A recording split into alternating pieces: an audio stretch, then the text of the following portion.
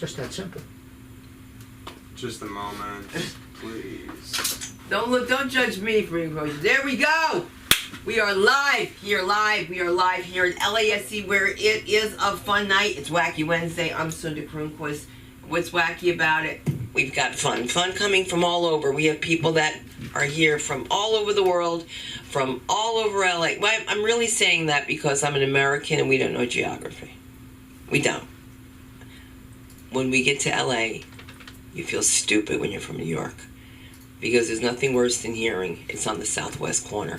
Because what does that mean? I have no idea with the southwest. And just know where the beach is, they tell me. And then they say, look for mountains. And they see mountains all over. Haven't you seen mountains all over? So my first time driving in LA getting in trouble, my daughter unhooked her sister. And she falls in the front seat, flying through the front seat. She's a baby flying. And you know, look, you got kids. I don't have a seatbelt on, okay? So let me tell you what my daughter does. And you know, if you saw my kids, you would think it's funny because they don't necessarily look like me. But she says to the cop, please don't take me to jail, okay? So she was doing the whole thing beforehand. And I was just, and I said, I'm new in town, dude. I'm like, I don't know. I saw Rodney King on TV, you know what I mean? And the first thing she says, please don't take me to jail. And I was just like, and he said, why would she say that? I said, I have no idea. He was like, were you wearing a seatbelt? I was like, of course. Because when I was young, when you were going out with a guy with a car with a seatbelt, he had money. When I was a kid, this was your seatbelt. Sit back! That's a seatbelt. That hurts so bad. I hit my wrist just now, and I certainly can't see myself. I actually remember all those kinds of things. One thing I'm always afraid of is driving with people who are drinking. You ever have that person who's like, drive? I'm like, what? Give me my keys, give me my keys, give me my keys, give me my keys. And I'm like, come on, please don't do this to me, Mom. Because when it's your mother, it's the worst thing in the world, man. Nah, I wish it was a joke, but these aren't jokes. But I'm not here to give you jokes. I just want to tell you that this is a safe space. We just try to do things really nice, by the book. Let's not insult anyone. It's a one-way conversation. Let's just respect whoever's on stage and make sure that you really give it up for your producer tonight who's working tonight. Andre, thank you so much for handling that part of it. And to find other open mics, as I told you, you have to go to the Comedy Bureau. You're going to go to Batslava.com. What else do you know? Where else? Those two. There's one more with Ian Russo. Yeah, Ian Ira Russo. Just put in Ian Ira Russo open mics. Or I'll send it to you if you give me. Please. He lists Please. all the ones, the major ones, yeah. Which is so funny, because you should never feel insignificant if you're not listed on an open mic. Trust me. It's okay. This is a workshop. This is where people come to work. Sometimes you'll see people here and you'll say, oh my God, why is this person here? They're on TV. You know, like, why? I just saw this guy, because sometimes we as vets need a place to work out to make sure we're politically correct. Because I'm obviously screwing up. My kids are going to put me in a nursing home. Everything I say is racist. You can't say anything, you know what I'm saying? Like, everything is racist, you know what I mean? It's like getting a stomach ache and you're like, what, you know, oh, my stomach, and your daughter's like, what's wrong? I'm like, oh, my stomach, Indian food. That's racist, you know, like everything you say. It can happen, by the way. You can, yeah, Indian food, man, it can get you. When I was in England, it was so hot they had to pour sugar in my mouth. Woo. Wow. I've never had anything that hot, and sometimes the unknown chartered waters here are very interesting to find, so I'm looking at these uncharted waters tonight, and I want to bring up our first performer. He's new for me, so I hope you guys have fun with the comedy of one and only Mr. GQ. Let him hear you. Oh man, I didn't know what's going on. Hold on, let me set up. I like that. That's the first act. Keep the applause going for GQ. Let's go, man. Let me guess, you had no time when you were sitting here to set that up. No, it was set up, but it was off. Let's keep it going for GQ. Yeah. He ain't new. Oh, you got Rodman. Yeah. I thought you was talking about. No. Yeah, we love ramen. Oh yeah. Cool. All right, y'all. So I just got out of a relationship. You know, that's always fucked up. I really loved her too. I travel all over the world. I find a country that I like, and I'll settle. And I found refuge in Thailand. I was getting ready to have me some Blasian ass babies. White folks, when a black person and an Asian person has a kid, it's mixed. Black, Asian, Blasian. I don't know if y'all hip on the terms, but you're welcome though. She was my Thai queen. We broke up for 2 reasons. I'm gonna tell you the first, remind me to tell you the second. The first reason is her mama hates me like her mama hates me. In the Thai culture, when a man and a woman is seen walking together, they automatically assume that y'all fucking. You can be best friends, co-workers, relatives. It don't matter to them. They automatically assume the worst. I'm like 4 days in a date, my girl, and her mama sees me walking in the mall with a woman that is not her daughter. It was me and my homegirl. We was walking, and we was looking for her boyfriend. But that didn't matter to her mama. She saw me walking with another bitch, and she hated me ever since. She would tell my girl that I'm a playboy, and I could be a good friend. I've never been friend zoned so hard in my life until I met her mama. A backstory on her mama, she's been the side bitch to this German dude for like 22 years. Real story, we at the house. Her mama shows me her phone. She said, Michael, he's in Paris with his girlfriend. And I'm like, damn, there's Michael, there's the Eiffel Tower, and there's his girlfriend. And I felt so bad. I'm like, man, she's been screwing this lady's dude for like 22 years. And then I'm like, she's been sucking German dick for 22 years, and he's in Paris with his real bitch. I've been to Paris, and I've never sucked no German's dick. I fuck one person. Your boyfriend fucks 2 people at minimum that we know about. If anybody's a playboy, it's him and you a hoe. As you can see, I'm a black man. Hey. Any black dude that her mama sees, she'll run up to him. Ooh, you handsome man. You be with my daughter. You want my daughter. She would do this right in front of me. We at this night market. We eating street food and shit. We holding hands, displaying our interracial love to everybody. I said, hey, shawty, your mama back on that bullshit. She said, what you talking about? I said, look, her mama's coming towards us full speed cheesing with some black dude. He saw me and was pissed. He said, who is this? I can't have your daughter? I said, boy, if you don't get your fucking ass up out of here. I got so sick of the disrespect, I started taking Muay Thai lessons. I said, I'm finna whoop your mama's ass. Her mama will literally do any and everything to keep us apart. I booked this trip 3 months in advance to this island called Krabi. I'm a freak and I like to fuck on balconies. Some of y'all in here might have an OnlyFans account, or some of y'all might be subscribing to OnlyFans account. The shit that y'all subscribe to, I was gonna do all on that balcony. I found this cold ass villa up in the jungle, had a hot tub, the balcony, and it was just secluded. The only negative review that I read was don't leave clothes, personal items, or food on the balcony because the monkeys will steal it. I was like, oh shit, monkeys? I'm about to be on my Tarzan shit. Because the only people that was gonna see me fucking doggy style on that balcony was those monkeys, and they wasn't finna tell nobody. All I talked about was this balcony. I told my girl, I said, hey, as soon as we get to this villa, go to the balcony, get naked, and bend over. I'm clapping them cheeks. It's the day of the trip. I'm excited. I got some motherfucking hoochie daddy shorts on. I got my luggage, and my dick is so hard because for the last 3 months, all we've been thinking about was clapping cheeks on that balcony, and today was the day. We walk into the door. Her mama hollered, Nan, take me to the temple. The monks called. They want me to brush their hair. I said, babe, this bitch is lying. Everybody knows the #1 rule, you do not touch a monk. That's like the most ultimate sign of disrespect, especially if you're a woman. And then I said, what monk do you know that has hair? Because all the monks I seen was bald. I've never saw a monk with hair like Kenny G or Michael Bolton, and that shit is just flowing in the wind, and he's thanking and praising Buddha for his long, beautiful hair. I haven't seen it, and y'all haven't either. I told her, I said, you need to say something. What do I say? I don't give a shit what language you tell her, English or Thai, but let her know she's fucking up. Instead of my girl being a woman, standing up for herself, standing up for our relationship, she didn't say a goddamn thing. We didn't go on that trip. The villa with the balcony, the plane ticket's not refundable. That day I hit my limit. I said, I'm sick of your shit. I've been nice and I've been respectful to you, Nee. Nee's her mama's name. You call me names like Farang and Black Ass when my name is GQ. In Thailand, a derogatory term for foreigner is Farang. All I heard all day and all night, Farang, Farang. And then you went her telling people that I'm her good friend.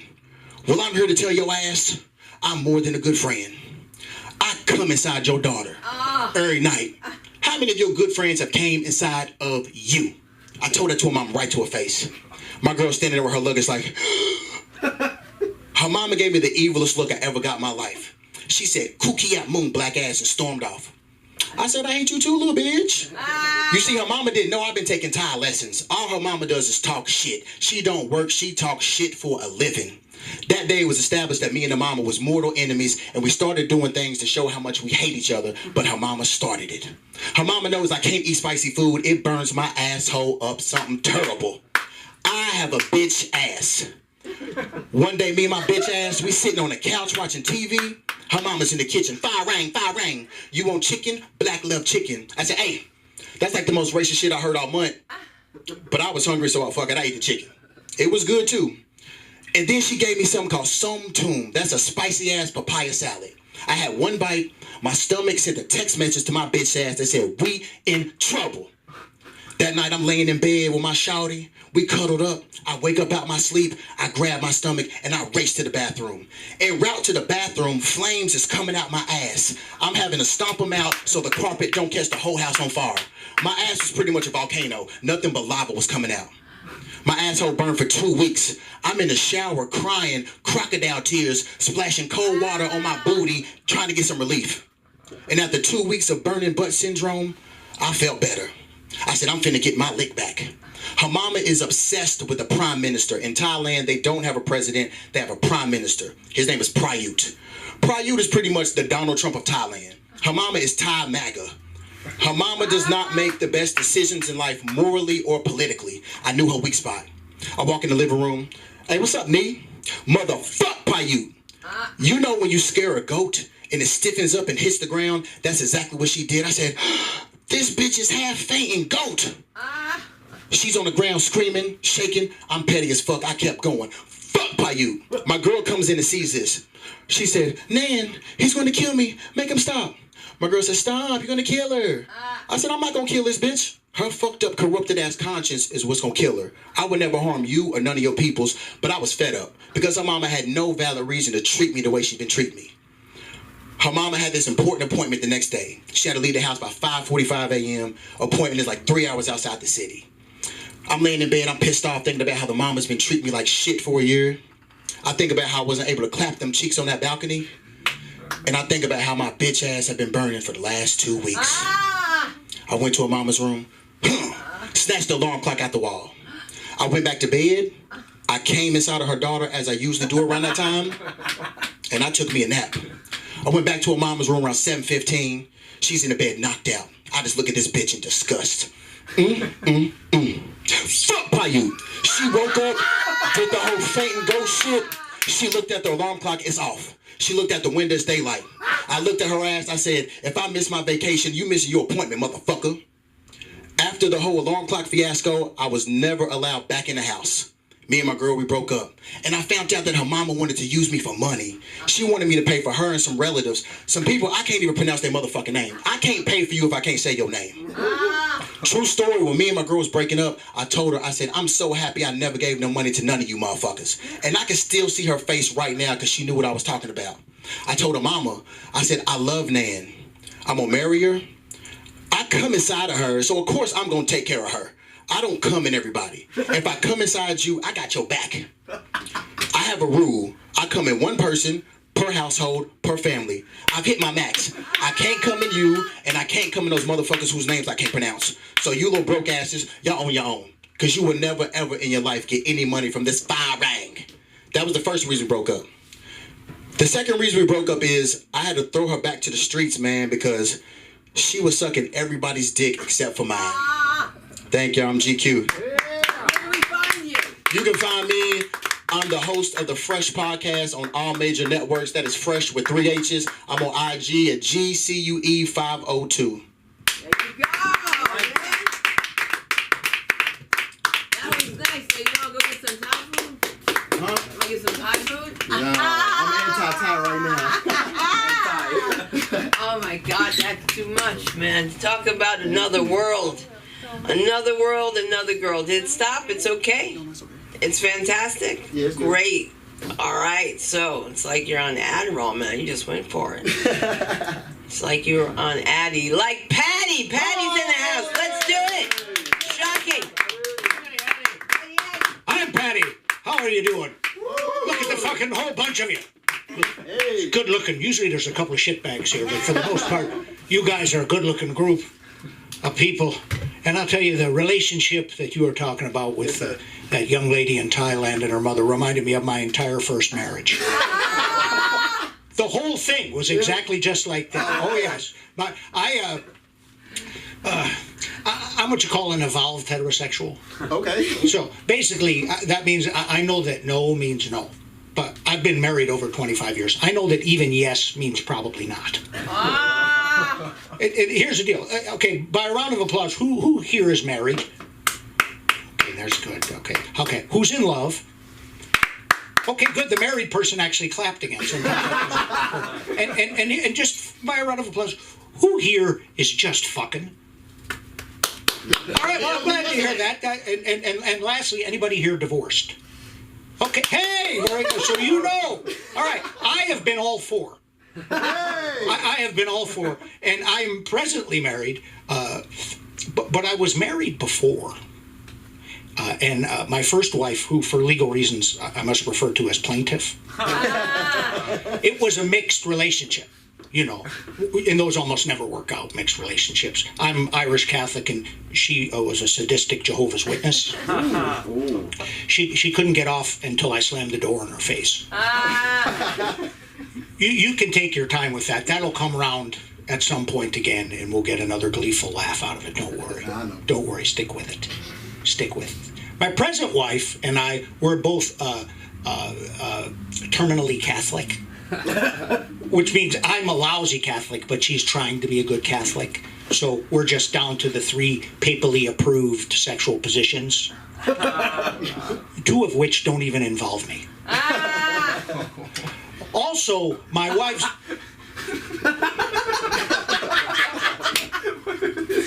Well, my wife's favorite position is doggy style. That's where I get on all fours and beg.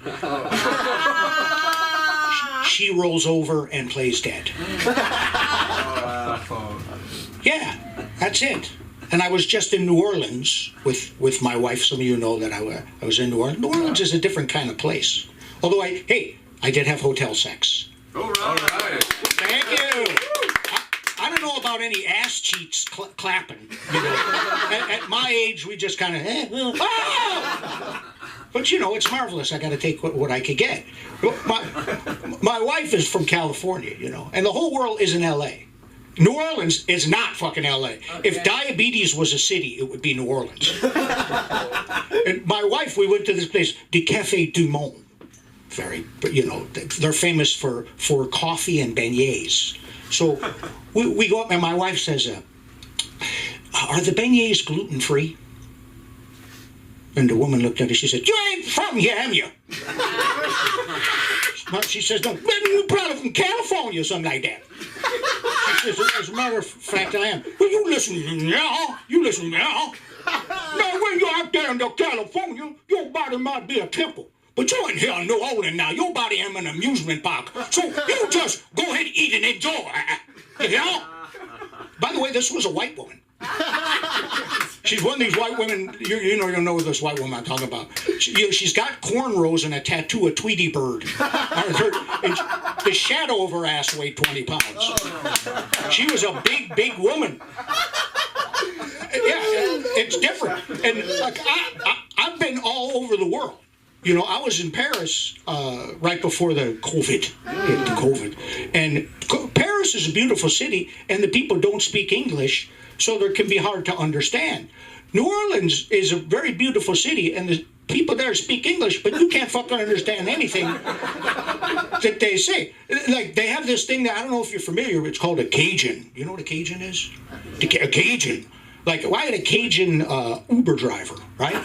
And I'm like, "Oh, you're gonna take us over by Frenchman Street." He said, "Hello, monsieur. Now, monsieur, I guarantee." Guess what? So are we gonna go by the spotted cat? Mama's staring over the onion and the garlic and the cayenne pepper. there's no fuckers talking about cooking or driving. I couldn't tell. Very friendly, though. An extremely, a friendly guy. There's a lot of voodoo stuff going around there, man. I'm just going to tell you something. I'm Catholic, so I can't be superstitious. But I have a healthy respect for bad juju. Oh, yeah. Like, I'm not a Satanist, but I agree with about half of what he says. Look, that's what makes us fucking human, okay? Is that every once in a while we go, he might be fucking right. You know what I mean? He might be right. Yeah, that's the whole thing. We've got that the choice to make. And really, like, being brought up in a rivetingly Catholic manner, I have great fears and trepidations that have been instilled in me from the time I was a wee lad. So, like, okay, what's the payoff? Okay, what's the payoff? You're good your whole life, right? You're good your whole life. You got to know Jesus' name. That's a big one, too. If you get to the gates, what's my son's name? I don't know. Get the fuck out of here. Sorry, you're not allowed in. But I was good. I was my family. You don't know his name? Get the fuck out. Get out. Right? But what's the reward? Right? Like, first of all, I'm Catholic, so, like, the big things about jerking off. Like, and it says nothing in the fucking Bible about jerking off anywhere. First, I read the First Testament, the Second Testament. I've read all of it. There's nothing that says anything about jerking off. But in Catholic Church, it's like, you can't do that. That's bad. Imagine I die and get to heaven and Jesus is there and I'm like, wow, I followed all the rules on church. I didn't jerk off. And Jesus just looks at me and says, who told you that? When I was down there, I jerked off all the time. I don't even know what the fuck you're talking about. Who told you that? Fuck! All that joy I could have been fucking having. And what is the payoff? What's the fucking payoff? You go to heaven, right? And heaven is where you get to be with all your loved ones. And it's very serene. And float on clouds, and I suppose we're dressed in loose white clothing, and we're all 33 because that's how old Jesus was. That's what my mother believed, crazy shit like that. Oh, you're 33 in heaven because that's how old your Lord was when you died. And that's what you do all fucking day long is float around on clouds and have. It's like, really? And if you're bad, you go to hell. Hell is like a nightclub that you can never leave and the music's loud, But if you're bad, that's where you go. I say, if you're really good, you go to heaven during the week and you get to go to hell on the weekends. That's better, right? I'm just telling you, that's got to be better. I recently read that Gary Busey is in a little trouble. Have you seen? Gary got a little grabby. Yeah, I worked on a movie called Point Break, and he got in trouble there over a pulled groin on that movie. Of course, it wasn't his groin. Yeah, you can't just go up and pull other people's fucking groins. He was hanging around with, the guy, Kevin Spacey? Yeah. There's Kevin Spacey. Yeah, I know him. First of all, there's nothing you can do for bruised testicles. So I'm never going swimming with Kevin Spacey again. So I'm trying to tell you. I had a spot on his because he had a new. You remember he got He Too'd. Remember He Too'd? That's when you're Me Too'd by a dude. But he had a comeback vehicle that I was writing on. For NBC, it was supposed to be big. Now he's in trouble in fucking England again. He can't keep his hands off those nuts. He's a nut grabber. You know what I mean? I think Gary Busey was grabbing ass. He's Kevin Spacey. That's the wrong one. Is a nut grabber. But there was a brand new show, and the whole concept I was on it was about a defrocked, deceased, disgraced priest who returned to Earth in spirit form to counsel attractive young men in life lessons. It was called Inappropriately Touched by an Angel. Now, sadly, it's not going to fucking happen. It's not going to happen. It's not in the works. I don't know what to tell you. I tell you what, I might say something that make you think less of me. Do you mind if I take a chance? Yeah. Do you promise you won't judge me too harshly? I'm going to share a little bit of the inner Patty with you. Are you ready? Yeah. My neighbor hadn't seen me in a week. My neighbor's Big D. And Big D, sometimes he calls me his N-word. Only he could say it. He actually says the word. But he's got clearance.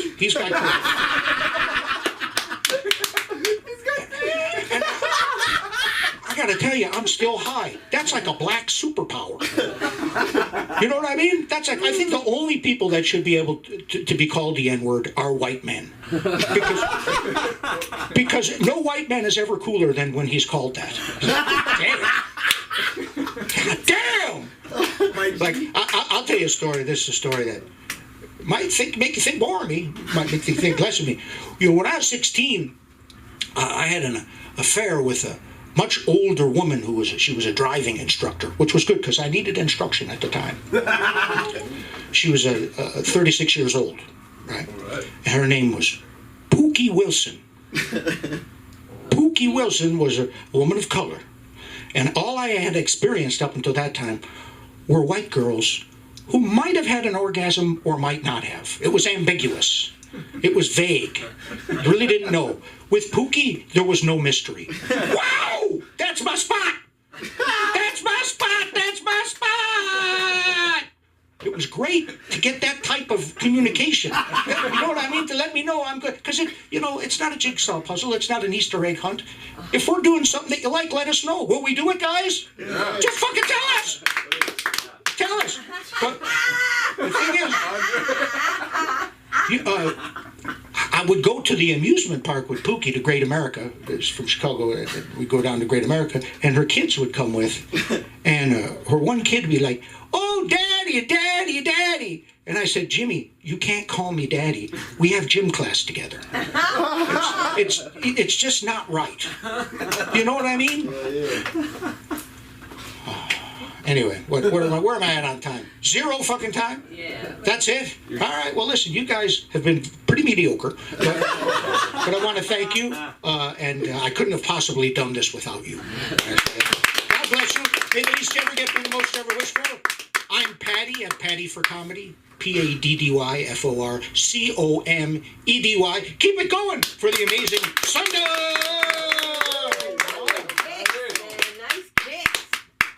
Red, baby, red. Red. Burn, baby, burn. Man, Paddy is doing it like he knows everything's okay. Look at those, nice and comfortable. Yeah, he's sitting there. You guys are all comfortable. All up here working like an animal. So the other guy working like an animal is I'm going to bring the stage right now, and I'm going to say his name 3 times fast. Andre Abrahamians. Andre Abrahamians. Andre Abrahamians.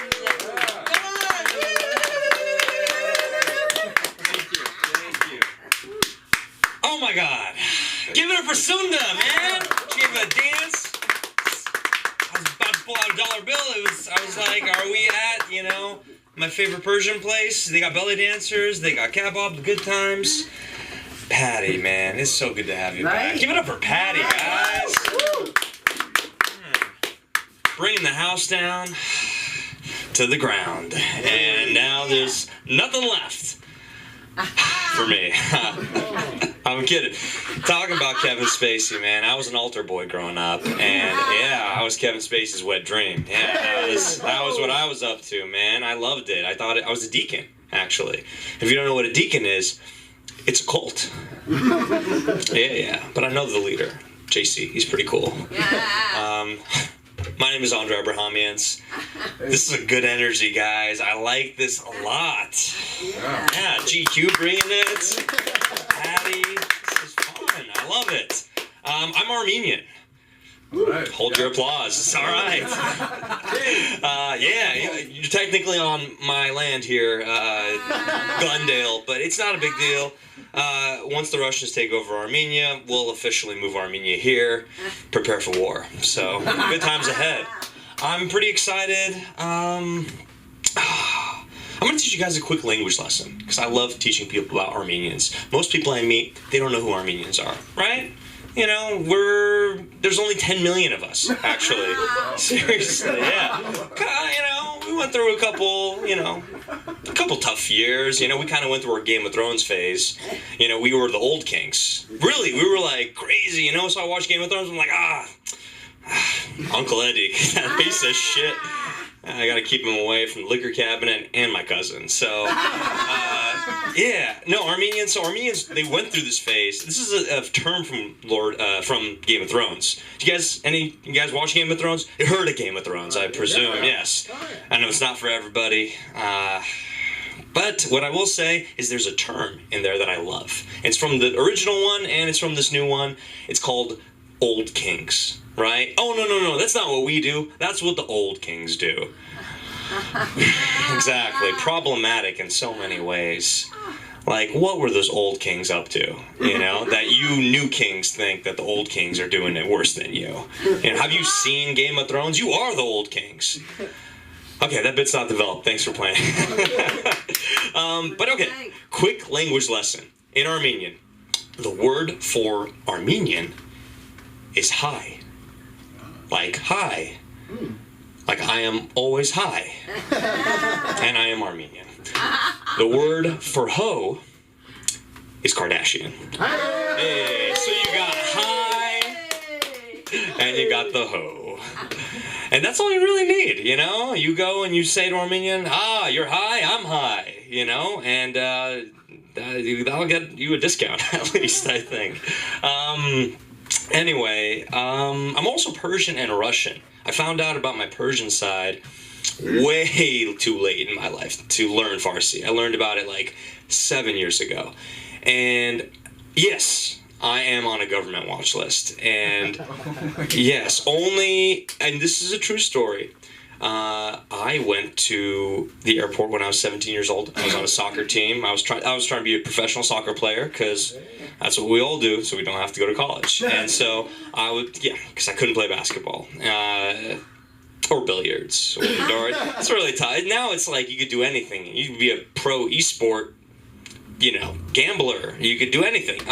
So anyway, I was at the airport and I had a beard and I had a jumpsuit on because our team had a jumpsuit on. We were going to Denver for a game. I'm over there. I'm going through, and I'm a little hungover. I'm not gonna lie. We were young. It was like the first time we were drinking. Like I was just trying to be me. So I got pulled over and. TSA is chill, They come down, they start patting me down, start trying to figure out what's going on. They're like, this guy, his last name is Abrahamians. I think it means suspicious in Armenian. Yeah, those people. It reminded me of my cousin's graduation. My cousin just graduated, and he's going to Fordham. He's a smart kid, but his uncle didn't go to college. He's a cabinet maker, and so he made me a drink. He said, Andre, have this drink. It's the legend of Kremlin Falls. And I was like, da, comrades, da. Yeah, maybe I almost questioned my citizenship. I was like, I don't know, I just feel like we're not doing too great, me as a unit, like I'm not doing too great, you guys are fantastic, yeah, very intimate, yeah, no, clap it up for yourselves, I too just got out of a long distance relationship. I mean, yours was long distance, but mine was, and has anyone been in a long distance relationship? Yeah? These are the most gullible men in the room, including myself. I was so head over heels in love with this girl. Oh man, she was the worst. We broke up over religious reasons. I was Armenian Orthodox. She was a godless whore. And, she asked me, why do you believe in religion? I said, we believe in things that aren't real all the time, right? We believe in love, right? We believe in, we believe in Timothy Chalamet's hairline, like, we believe in things that aren't real, like student debt forgiveness. Come on, guys, like, that's never gonna happen. I mean, it might be happening, so just look into it right now. But anyway, she was like, I don't think, why do you believe in God? I said, when I was 16, I had a car accident. Car flipped 3 times, and I came out without a scratch. It was a miracle. When I was 17, a 1,000-pound upright piano fell on top of me as I was moving it asking my girlfriend at the time to prom. Tragedy, right? But I was fine. I came out unscathed. I got, I have elbow surgery, but I'm good. I lived. And then when I turned 18, I lost my virginity. So God is real. I speak now and believe. I know it's tough in LA. It feels like we don't have faith, but we really do. So anyway, I'm back on the apps. That's kind of fun, right? How the apps have changed, have they? 10 years ago, thousands of years ago, when I was in college, that's when the apps first started. I was really into it. I had a good time. Now, I mean, it's tough. It's really tough. They're girls, they just want to have meme conversations. They want me to send a meme, they send a meme. A meme here, a meme there. I'm not into it. But I want to talk about something really serious. Sex trafficking. Yeah. Big deal in LA, right? Don't look at me like that, like I'm responsible for sex trafficking. Alright? Just because I said I'm on a government watch list doesn't mean it's for that. It's for other things, I'm a patriot. Freedom fighter. Anyway, these girls, I matched with this girl on Bumble. She said she was a TV and film agent. And I was like, oh, right? Because who doesn't want to match with a TV and film agent? She messaged me, her name was Tiffany. Obviously, sex trafficker name. And she invited me over to her van on Sunset and La Brea at 2 in the morning. I was like, okay, yeah, this seems normal. So I go over there and I go, and you know what? I think it was much easier to be a sex trafficker like 10 years ago rather than today. Like back in the day, you could just, those vans would just go would close really quickly, Now, so I get there, I knock on the van opens up, and I get in, it's like 4 dudes just sitting in front of me, and I'm like, I don't know, this doesn't look like Tiffany's place. So I'm just sitting there, and I'm like, I don't know, maybe I should go. So the door's closing, and goes, beep, and I'm like, I don't know, okay, fine, maybe I'll go. So I step out, but anyway, sex trafficking is dangerous, and I fucked up that punchline, so. Really quickly before I get out of here, Nature's Adderall. It's shrooms, baby. Yeah, baby. Yeah, it's like a combo of it's like a little bit of Molly if you've never done it, and a little bit of like Adderall. That's what it is, and it's pretty good. Another random thought is, any Charger fans here? Charger fans? Cool. Yeah. Oh, wow. Yeah. Okay, fair. I'll be honest, I think the Chargers are going through a phase right now. I think they're only in LA for a little bit. They'll figure out what they're missing and go back to San Diego.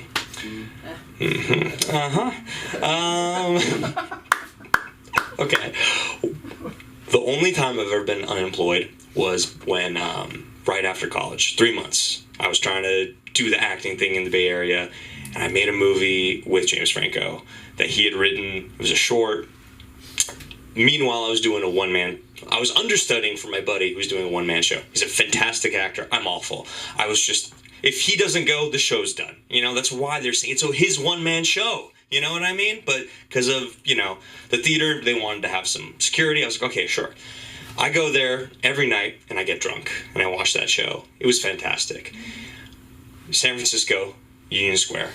You never leave Union Square at 3 in the morning and walk towards the Tenderloin, where I used to work at the Chronicle. So I had to walk through to get back to my car. And when I was walking back through one night, I was approached by these 2 women. And I was a bit surprised because I thought that these women they're hookers. And they were. And I was like, no, thank you. And that was the day I got paid. So I had a little bit of money in my wallet. I had a check in my wallet. The woman comes up, and she's like, how you doing? I'm like, oh, I'm doing pretty good. I always like saying hello to the hard workers of the night, So I say hello, and I keep going, and I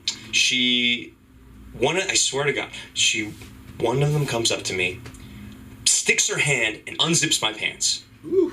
Exactly. Pulls my dick out. The other one grabs my wallet, pulls it out, and runs. And I'm just standing there in a tuxedo with my dick out. Anyway, remember to buddy up in San Francisco. My name has been Andre. Thank you so much. Give it up for your host, Sunda Kroonquist. We're going to remind you. You can follow me at 2PhoneAndre on Instagram. I will stalk you. You won't leave until I add you on Instagram. So give it up for Sunda, guys. Well, now I'm excited tonight. You know why? Why? Because I've got somebody that traveled here so far. I don't know how he got here, but we're going to figure it out. And right now, we're going to bring up the comedy of the one and only Daniel Suchi. Suchi, come here. Thank you so much. Hello, so it's my first time stand-upping. I prefer to stand down. So, Sunda said in her class that I should just start about saying my story. It should pop up and then we'll see what. So, from Romania, if no one knows, thank you. Romania is like the Slavic Latin country of Europe. Really Slavic, really Latin. Both camps hate us, like really bad. We are the black sheep of the black sheep of the black sheep. We are really bad. So then I come here, first of my family, amazing. I come to LA, dude, GTA, I've been here so many times. Fuck! Went to Santa Monica Pier, fuck, I've been here. Like homies on Samp, we would play like fuck, it was amazing. So then from here I go to Catalina Island. For those who don't know, Catalina Island is an island named Catalina right near Long Beach, like 1 hour away, a ferry. Boring as shit. Oh my God, I love LA. So I love LA. And people ask me, well, on the island you have no traffic. That's for sure. Like we have a bunch of golf carts. It's nice, it's interesting, but fuck it. And you come to LA, what's the traffic like there? You're like, fuck. I mean, traffic in LA, besides comparing with taking 5 Ubers and being really pricey, it's bad. I mean, fuck. You go 2 hours from Long Beach to Hollywood. That's bad. Like in 2 hours back home, I would go 3 villages, 4 cities. You would go fuck, and you would go back to your hometown, you know, which is like 2 hours away. You would go Sibiu, you would go Brasov, you would go all those countries back home. And here, fuck, I'm still in Long Beach. I mean, what the hell? Nothing. And I paid $50 for the fucking Uber, so yeah, that's something. Yeah. Yeah. Now, what else can I talk about? I mean, now, Transylvania. Ever heard of it? Yeah. Or ever watched the movie Hotel Transylvania? I'm from there. I'm a vampire. So basically, keep your garlic on, keep your wooden steaks on because that's how and keep your steaks near you because I also want to get some steak. Because I heard there's some good Romanian steakhouses in New York, so I want to try that. Okay. Yeah. So life as a people ask me like, "What? How's the normal day going like in Romania?" Like, fuck, how should I know? I sleep in a coffin all day. I only go out to the night, you know, and hunt for some bitches. So you said, Andre, you said something about some Tiffany's. I also got a bunch of Tiffany's in my catalog. You know? I would go on Tinder wherever I would go. Wherever. That's the first thing you do. New city, new country, new continent. Fuck it, Tinder. That's the first thing. I like that. So you go there, open Tinder, 10 minutes, swipe, even pay for the fucking plus so you can swipe how much you want. $10, not that much. I mean, it's just the first month because after 2 days you just delete it and fuck it, you know.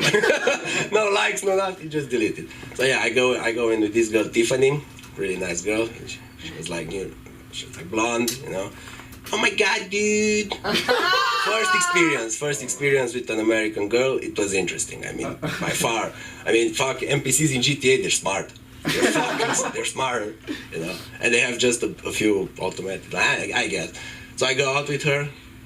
She's only on the phone, like literally all day long on the phone. It was like 2 hours. I said, fuck, okay, I'll just go back home, uninstall Tinder. I'll see what I do after. So yeah, then going back to the island life, boring, but it's interesting. I mean, I work at a beach club. So people ask me, thank you. It's interesting.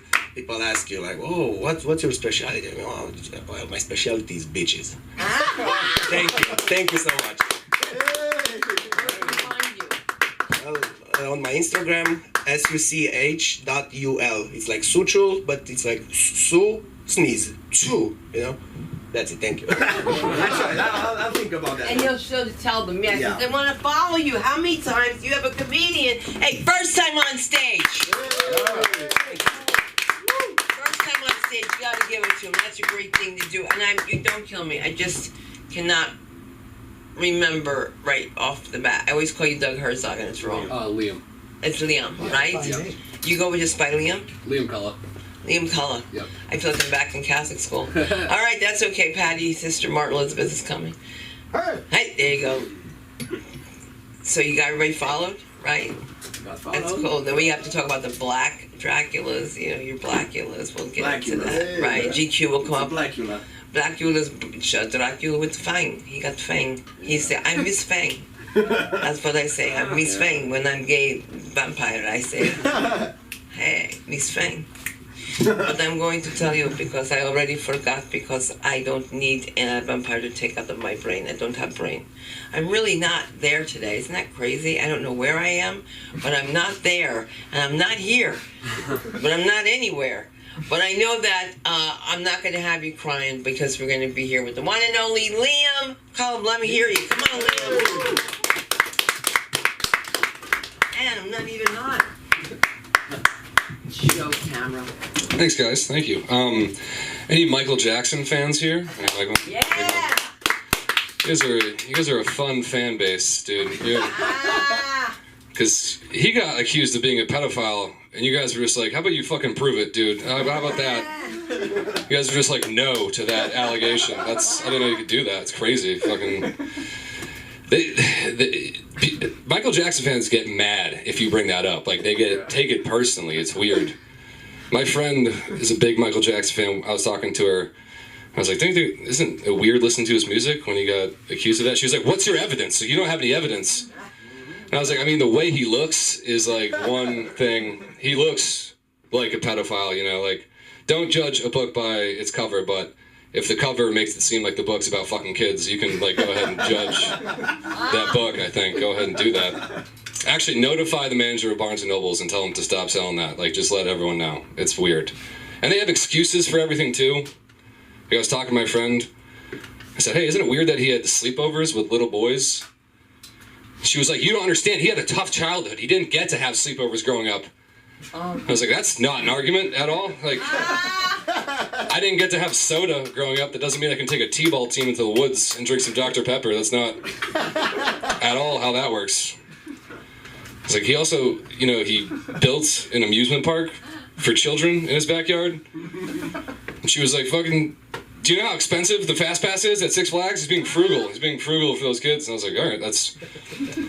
If I went to my uncle's house and he had an amusement park for children in his backyard and he named it after a fictional place where boys don't get older, I'm like, I'm not hanging out with Uncle Dave anymore. I don't want to do it. I don't want to come back here. I love when celebrities do something fucked up because it's always crazy. Like Mark Wahlberg, he's done a few things that are fucked up, but the most popular one is when he did an interview and he said that if he were on the planes during 9/11, he would have stopped it.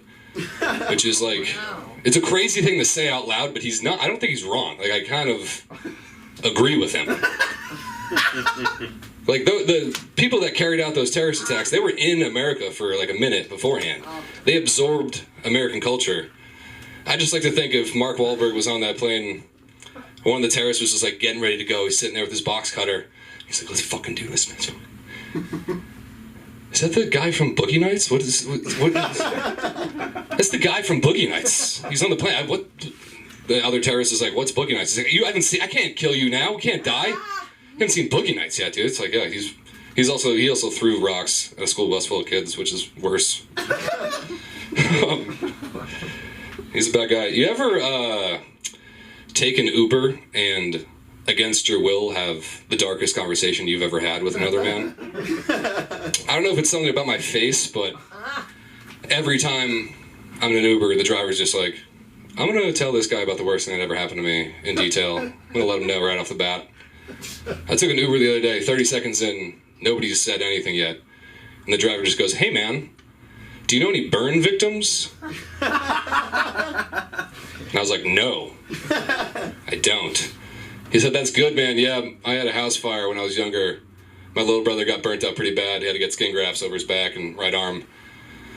I didn't know what to say, so I was just like, yeah, dude, I hate fire. I hate it, dude. It sucks. Fucking pisses me off. Just think, I'm more of a water guy. If I had to pick an element, I'd pick water. He followed that up by going, do you gamble? And I was like, nope, don't gamble, not at all. He said, that's good, man. My dad was a horrible gambling addict, ruined his life. And he passed that on to me like it was an illness. So I'm trying to quit so I don't pass it down to my son. I was like, do you have like a phone charger or something? What's happening? What is going on, man?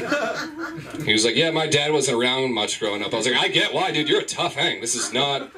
I'm going to a birthday party. I'm going to kill myself when I get there. This sucks. This is a fucking weirdo.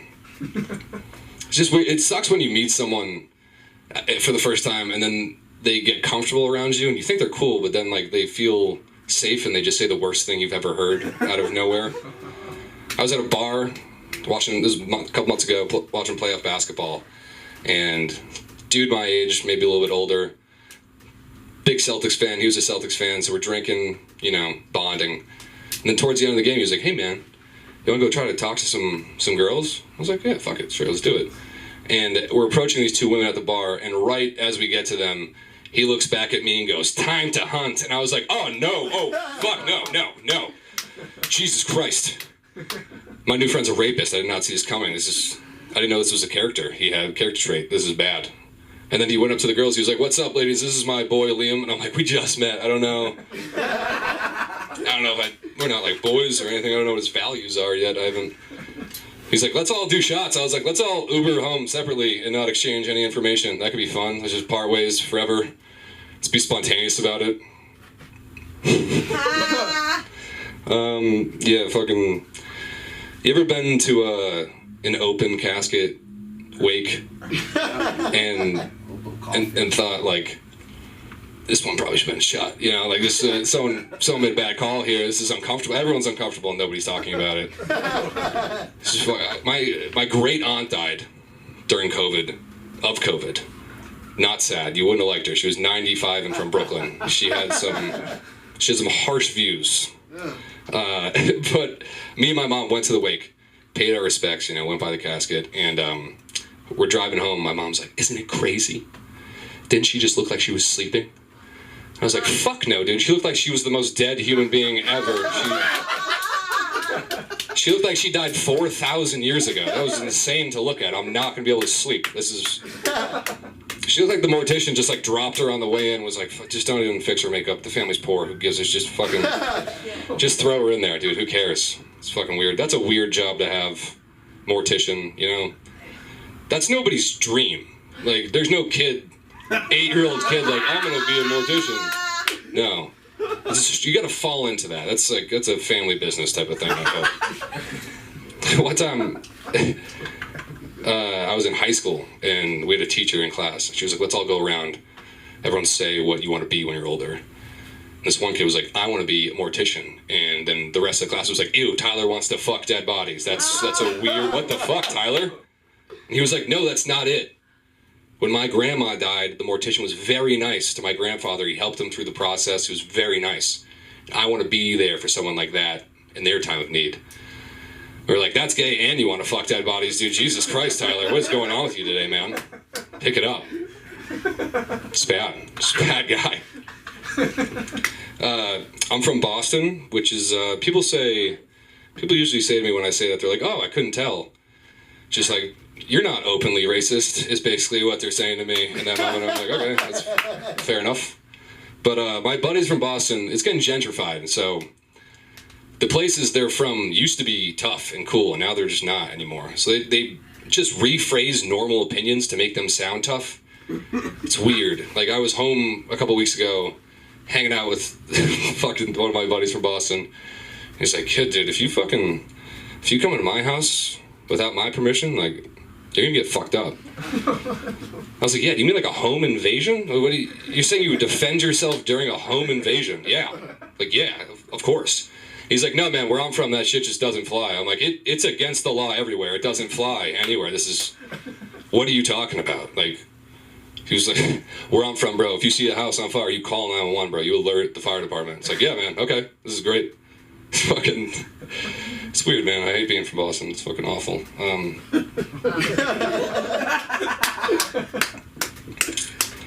Do an old Trump one. Having Trump for president, because he got elected, I couldn't vote. I was young, so I was in high school, And it was chaotic when he first got into office because everyone was like, who the fuck is this guy's a reality TV star? It's crazy.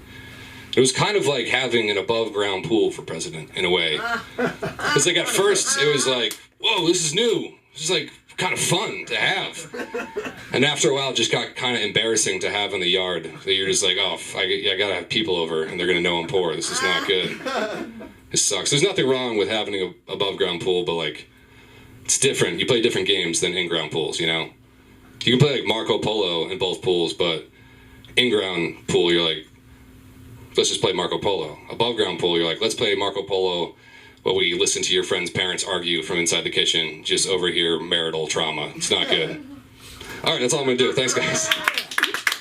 Check me out on Instagram, Liam Culla. Say that clearer, please. Liam Culla on Instagram, Cullagh. Thank you. Thank you, Liam. Thank you. Wow, that's so funny. Men always have something to say. And we have a new guy in town with a new TV show that he's going to be producing, and I'm so happy to introduce the star of the Peter Rivas Show, and it's Peter Rivas. Let's hear it. Thank you, Sunda. She's right, I am starting the Peter Rivas Show. Is my fly open? No, it's not. Thank goodness. Keep dreaming. That was a self-report. Well, my name is Peter Rivas. I'm actually Nicaraguan, believe it or not. I'm from Miami, though. So I come from Miami, from Nicaragua. Parents on two different sides of the political spectrum. Not this political spectrum, the Nicaraguan political spectrum. And if you all don't know what that means, it means that there was the socialists who took the other party's land and redistributed the wealth. So you can see how contentious two political sides like that might be. These two got married, and they made me. They made an enigma. I am Hispanic, but I'm also white. So I do, at times, get to benefit from this thing called white privilege. But I've never really understood it, because I've always felt like a little guy. But whatever. I think coming from Miami and coming to LA, it's just everybody in Miami is so different. You know, in LA, I think everybody's very, very jovial about pursuing their dreams. In Miami, it's like, what the fuck are you doing pursuing your dreams, man? Everybody's, you know, the East Coast is so pissed. Everybody in Miami's like everybody's angry. And LA is just like smiling, having a good time. Yeah, man, you know, you do your thing. Just stay homeless. You got it, bro. You got $1? In Miami, it's like, why the fuck are you smiling, you piece of shit? Why are you happy? Get a job. Yeah, it's a nice way to have to take antidepressants and go to work every day 9 to 5. I haven't decided to do that yet, but you know, the antidepressants are good. I think mental health illness is definitely something that has been brought about, mental health problems, and I think that's a very good thing. People struggle from anxiety, depression. Who am I to judge, right? But I wanted to confess a little bit with this kind of music, because I used to do it with, I'm a Catholic, so I used to confess. And I want to use a little bit of some semi-spiritual-esque music. So I woke up this morning a bit stressed out, and I thought about taking a Xanax. And I decided not to, because the LA tap water is filled with fentanyl. So I took a shot of that, and I felt just fine. People get upset with me about the amount of time that it takes me to text them back. What is the reasonable amount of time? Like, for instance, my mom was going into surgery. She's like, hey, Peter, I'm going into surgery. I love you. Wish me luck. And then I responded with, that's great. You're going to do just fine. The surgeon must be great. And she got very upset that I said that. That was 2 years ago, her surgery. 2 years ago. So I realized that 2 years is too much. Anything less than 2 years, just fine. Even with emails, junk mail too.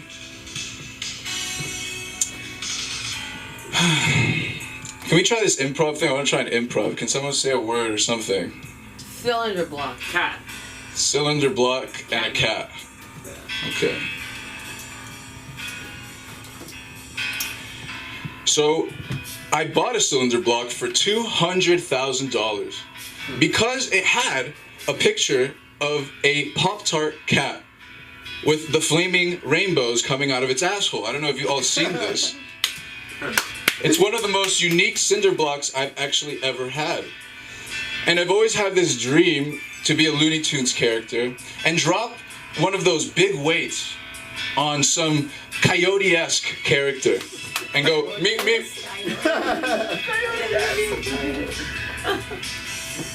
But when I dropped that cinder block on that Mercedes, man, that was not the best decision.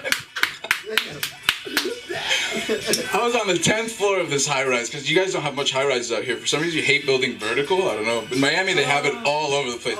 People love vertical buildings. You want to smell your neighbors cooking when you're in your room. You want to smell those onions. And in Miami, you know, they got the spices and everything. That's everybody's Latin. Unless you're from Sunny Isles and you're Russian. But that's a joke for Miami. I'm gonna go to Texas soon, and I'm thinking about, like, man, I'm coming from LA. I feel like I've learned a bit about, like, tolerance and intricacies, complexities of people. So going to Texas, I know they don't understand that. So I was thinking, how could I make laughter come about? So I would say, you know, what are the most conspiracy theories that most Republicans, let's say QAnon, really believe? So maybe I would just say to everybody, let's imagine that we're in Texas now, and I'd ask, how many of you are from Los Angeles that recently moved to Texas? I would assume everyone, or at least one person, would say, yes, it was me. And then I would respond, wow, poor you for moving out of one of the greatest states ever. I mean, you completely escaped the jab.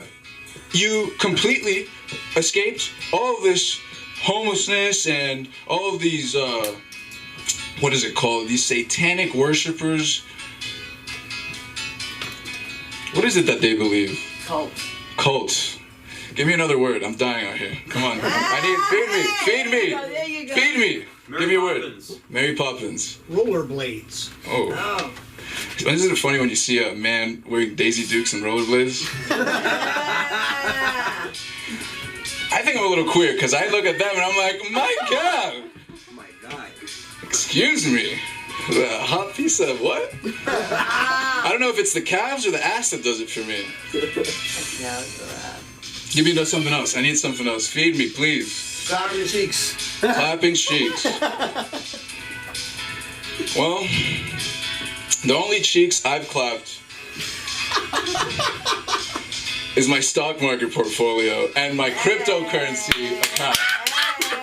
It has been one of the most deteriorating and soulless. Oh my God, what are this? You know, this cryptocurrency crash was actually the most intense, equivalent to the Lehman Brothers crash. It was $80 billion of money wiped out. That's exactly, actually, it was only 64 or 70 billion with the Lehman Brothers crash in 2008, which I'm sure your parents know about or you've heard about it. But you don't deal with it now. We're going to deal with the credit crisis later. But listen, we have a great life ahead of us. We're in LA. We're living a great moment to moment. You know, just enjoy the ride because you're probably going to die a very violent death. So enjoy yourself. My name is Peter Vivas. Please, next Tuesday, I'm going to be hosting a show here. It's called The Peter Vivas Show. We're going to have open mic comics. Please come by. It's going to be around the same time, starting at 7. And you're going to come by. We're going to let everybody do 2 minutes. And we're going to have a very prominent and well-established comedian with me to help critique you, give you immediate feedback. I'm sure you all would love it. It would be lovely. And I'm also going to give away my Ray-Bans. So if anybody wants to win Ray-Bans, and well, let's talk. Because I take bribes. Hey. So, That's good. Thank you. oh, my Instagram is Peter Vivas with 3 S's. And the podcast is the Peter Vivas Podcast on YouTube. All right. Vivas. V-I-V-A-S. Oh my God. I know my daughter hates this joke, but her name is Aviva. Can you imagine if you were dyslexic and your name was Aviva Vivas? Viva Vivas. Aviva Viva Viva Vivi. Aviva Viva Viva Vi. Aviva Viva Viva Vivi. Come on, Aviva, you're gonna try. Come on, give me a few minutes. Come on, Aviva. Oh, well, Anya's not here. You're gonna be like, oh, I gotta get up on the stage. Okay, come on. Come on. Gorgeous. Hello. I'm sorry, y'all. I just got into a fight before I came here Oh no. with Malibu Beach. We got into a fight. Where? Malibu, it's crazy. Let me put this behind my ear. My sister thinks I'm gonna get an oral fixation like cigarettes and gum because I like toothpicks. But that doesn't fucking matter. This is a fun crowd. Hi guys. I'm not a comedian, so she drags me on stage because that's my mother. And you already know. But it's back to Malibu, guys. I swear I'm having a fist fight with waves. I'm getting slammed. There's rocks everywhere. Then this giant wave comes the second my sister and I pick up our things, and our blanket is soaked. No. And there are bugs everywhere. And we're struggling because we have to pick up, I think this blanket became from 2 pounds to 20 pounds because of how wet it was. And so we're trying to carry it, and we're carrying it. And these guys who work at the beach, they say, "Oh, do you want a plastic bag?" And I said, "Yes, thank you." And so we get the bag, and he says, "Oh, let me help you, this and this and this." My sister puts me aside. She says, "You know, you only got that bag because you're a girl." I said, "Oh shit, you're right. Because if I was a guy, I mean, those guys aren't going to give me a plastic bag. They're going to let another man suffer because men love to watch other men suffer." It's true. I also love to watch men suffer, but it's different with men. I'm only looking at you, girl, because I know you feel me. Hey, girl, you're like, But yeah, I'm wiped out from these waves, and I've been driving, guys. I finally got my driver's license. My cat died for it, I think, because it's a joke. That's like so morbid, but I think because the day I got my driver's license, literally my cat dies that day. So you know, like how energy gets converted, like when something really, really bad happens to you, that vibration is low because the vibration that's opposite of the highest possible vibration is going to happen. You know what I mean? So if you guys are going through some like really rough days, like, and you're like, fuck, like this is the end, that's just a vibration. And then when there's capability. It's the universe saying, we're gonna show you your lowest, so they can be your highest. You know what I'm saying? You know what I'm saying? But yeah, I want to do improv too. I like to rant about things, and I want you guys to give me something to rant about. Water bottles. Oh my God. When I had this vivid memory when I was in 4th grade. I'm with my best friend. She's still my best friend since kindergarten. I see this giant metal water bottle fly through the air and slam onto her head, and she falls down the stairs. My friend Jasmine, she gets attacked by a metal water bottle, and I look up, and this little girl looks like this.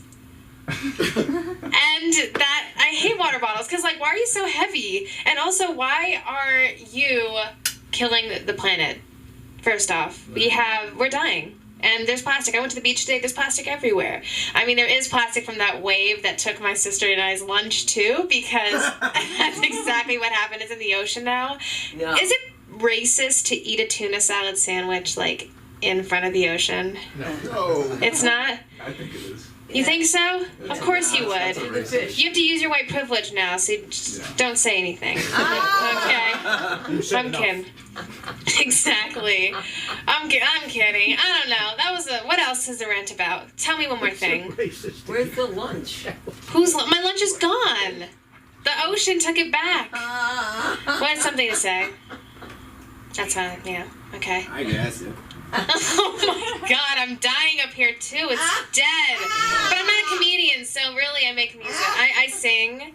I do sing. I sing. Oh, I won't. You have to pay me. I'm at that age now, and like that caliber, you know, where like I need to perform for money, and I need money because I can't afford myself. I know. And every time I buy anything, my dad will scream at the top of my lungs in any restaurant, "You need to find a husband who will pay for everything." And I'm thinking to myself, Dad, like, we are in the middle of, like, the weed store. Why are we talking about this right now? And I don't know. Men, y'all used to duel, right? Now y'all buying blueberry jewel pods. Like, where does that make sense? Where the hell does that make sense? I'm gonna judge y'all, and, like, y'all low-key, like, if I see anybody with a jewel, I'm gonna be like, damn, like, ugh. Especially, okay, guys, hear me out. Imagine like you're in line for something, someone's waiting, and all of a sudden you see this dude and he goes.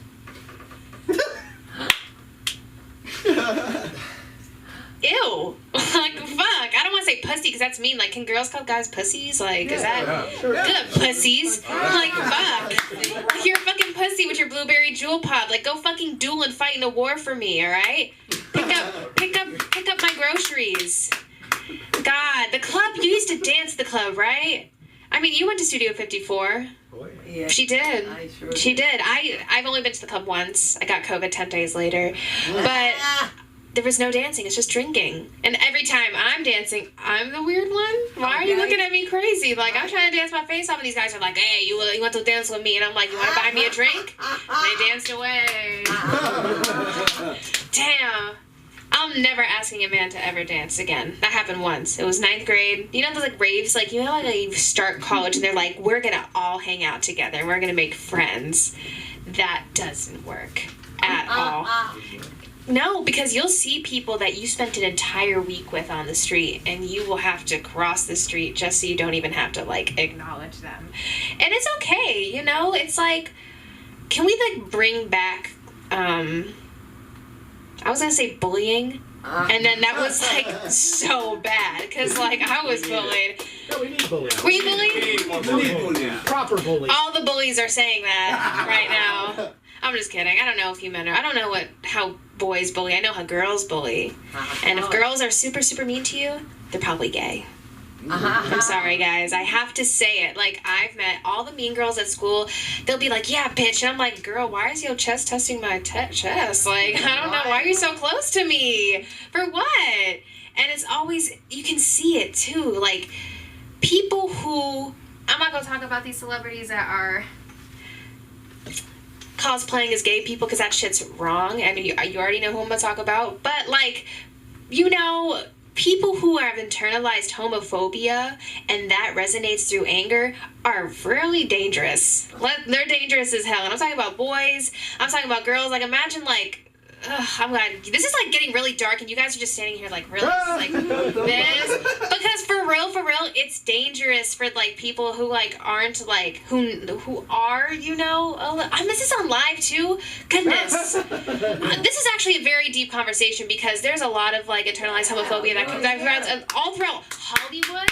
Right. Like, half of these people in power are all gay, and they use, like, their privilege and stuff to, like, it's horrible. I don't even want to talk about it, but let's talk about women. Yeah. Yeah. So, I mean, I do too. But sometimes, like, we'll switch up on people, and, like, if I was with a guy and, like, all of a sudden they're on the wall and I'm pushing my hand against their throat, and they're like, hey, yo, like, where did this come from? I don't even know, guys. I'm not a fucking comedian. I don't have a set. I stand in here. I don't know, Mom. You never say I'm not a comedian because I'm not. All right, but you already are because you're on the mic. Patty, take that over, please, and tell her. When oh you're my doing gosh. that, you're funny. I think she's funny. Don't you think she's funny? Yeah. Whatever. Keep on telling the truth. My next one-woman show, though, will be in October, and it's called Viva Voce. Viva Voce. Viva Voce, yes. There's going to be dancing, singing, acting, and I'm much funnier on stage when I'm about to introduce a song. It is. Okay. Yeah, exactly. A lot of things happened. I broke my shoe. I know, it is funny. My ring fell off. It hit somebody. The mic went off. Oh, guys, get this. I did an entire one-woman show. My first one-woman show. All my footage is blurry. Not one video survived. Exactly. It's funny as hell, right? And I'm pissed. And I'm also high as fuck when I'm finding this out. My friends are with me, too. And I'm just like, oh, my God, there's no clips. I can't post this on Instagram. And it's kind of crazy because I text my mom. She's like, well, it's your fault because you should have got the camera, this and this and this. But, like, to parents, it's always your fault, you know? Yeah. You know, parents, it's always your fault. Yeah. Yes, it is. And it was my fault. But you know what? Like, back to that, that's the low vibration. And I know that there's more capability for greatness and good things to happen. You know what I'm saying? And so, like, just one final note, guys, you know, be yourselves, of course, because if you're not, then, like, what the hell are you doing? You know? Be kind. Consent. Yeah. Looking at you, frat boys. Both y'all were you a frat kid? Do they have frats in Transylvania? Do they have frats? Or do they like out and like a hunt a bear and like you go in the woods? Fraternity. Fraternities. No? They can't. That was like I hope that wasn't offensive. Are you from Transylvania as well? Were you guys dating? No. Oh, you guys gave each other looks. I was like, oh. So you were watching. I mean, yeah. I mean, for her. Hey, I'm just kidding. I'm kidding. I don't want because girls. I mean, I don't want to. You know what, guys? One final thing about bi-curious girls. You know, bi-curious women have the same energy as non-political people, and I'll explain why. Because imagine you're with a guy and you're talking about politics and you're like, yeah, like, so who are you voting for? I'm not going to vote. You know, I'm not political. I don't vote for anything. I don't do that. So you're with a girl and you're like, hey, like, we're talking, we're kissing, we're hugging, we're doing it. And then I'm like, all right, your turn. I don't think I'm going to do that. You know, I don't like that. You know, that's not for me. But yeah, so that's it. That's all I've got today, guys. Where did they find you? Instagram, TikTok. They don't know your name. Say your name. I was about to. Do you want to say it for me? No. Here, you got it. I'm just kidding. At Aviva Zafran, Palindrome, AVIVA. I'm not going to get my last name. You can spell it out in your head. I'm just kidding. That's it, guys. Thank you for nice crowd. Who will introduce next? Have I did it? I'll help you. Sorry. Drop the toothpick. Listen. She's great. She's great. She's great. She's Satan or great. Lucifer? You know what? She's Satan. Yeah. So she's the worst. No, Lucifer's the baby. And you know, I shouldn't even make that joke because I'm going to Catholic school because, you know, whatever you say will bring out, but I would like to. You going to come up and do a minute here? No? You don't want to do the Croatian? Come on. Don't stop. Don't stop. Come on. You said you were excited. Just stand up and we'll take a picture with me. A picture, yeah. A picture. You can get out there to take a picture. There's a picture. You're going to take There's a picture. with your camera. Of course, of course. Of course. We're from Transylvania. Pennsylvania. Transylvania. Wow! You need a tall drink of water. About it. Just give her the mic now, and then she'll just start talking about it. What's your name? What's your name? What's your name? My name is Katarina. Hi,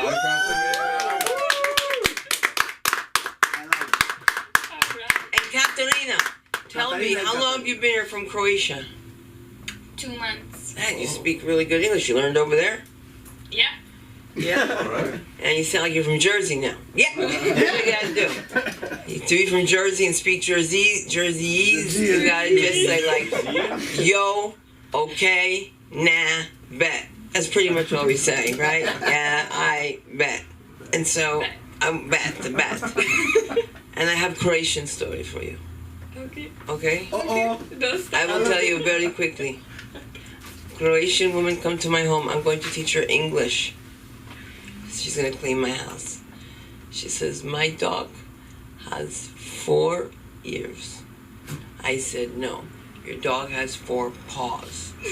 Hands, 2 ears. No, my dog has 4 ears. All this stuff happens, and I'm like, okay, let her go. She's cleaning. They invite me. Irena invites me to the house. And what's it called that you drink and you use on your arm? Rakia. Rakia! That's what it was! The friggin' rakia! I'm sitting here, I got mosquito bites. And they're treating me. And it felt so good. And all of a sudden the uncle came in and said, Dosta! And I said, they calling me a nigger. I gotta get up out of here. I heard roof, roof, roof. I turned around, it was a dog. And the dog had 4 ears. The dog had 4 ears. He had 2 regular ears, 2 little ears. And then you were yelling at me, saying, eat, sit down and eat. And I can't eat because I'm drinking the medicine that you put on my arm. And I'm a black girl from Patterson. I was like, all right. So at the end of the day, when Croatians fight, they still want you to eat. And I think that's amazing. Yeah. And what's the best Croatian food? Sarma. Sarma is made with... Filled cabbage. Filled cabbage with mincemeat. Dumpling cabbages. I make the best stuffed cabbages. No, miss. Ask my daughter. No mames. No mama's way. No mames. No namaste. No mama's way. Well, I gotta tell you, it was very interesting, and I thought that tonight, Andre Abrahamians produced our first international show here, and I want to thank you for that. Your girlfriend. All right. We got a new girlfriend for you, and we're gonna find you a Croatian woman. And I'll take her. She's tall. You can't. Oh, listen. She's tall. I'm tall. We got the next Laker. What's up? Hey! That's what's up. You'll be making a Blaker. That's what's up. We can do it. Make some Blakers. Take her to the island. From there, you can pick her up. Hey guys, if you're watching us, look, if people tell you you're funny, you probably are, but you won't know until you take it from the page to the stage. I want to thank all of you for watching. I want to thank everyone for being here, and I want to thank God for letting me stand up without falling down. Good night.